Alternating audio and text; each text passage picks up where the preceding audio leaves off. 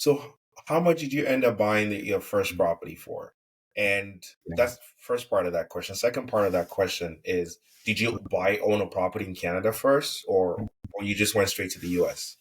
Yeah, so we had a family property so I've always rented. I rented even after obviously I went to school and I came back. I've rented a home but my family has always had property, and my father bought a house in Toronto that was like a secondary home that we renovated, and we did a major renovation to it, and I ended up moving into it. So I lived in that for a little while, Mm. and then we actually sold it in the pandemic. But yeah, so like personally, I've rented. Lived in my own personal or our family secondary homes, Hmm. and now I'm actually renting again because I strongly believe in the right now, anyways, the kind of rent where you live, own where other people rent, that model. Like I'm a strong believer Right. in.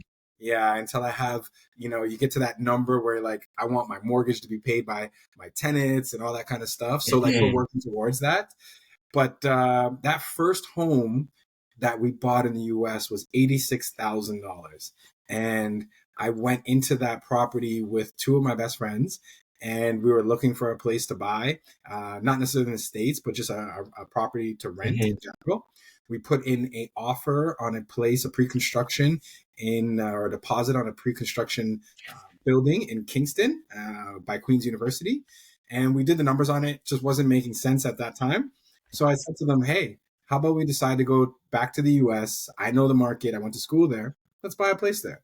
And we did, and we bought it for $86,000, and we still own it today, 5 years later. And we rent it now. It's a three and a half. We'll call it three bedrooms and a den, kind of, or like kind of like an office. But we rent that Hmm. house for $1,500.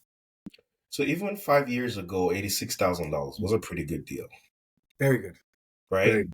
Uh, Yes.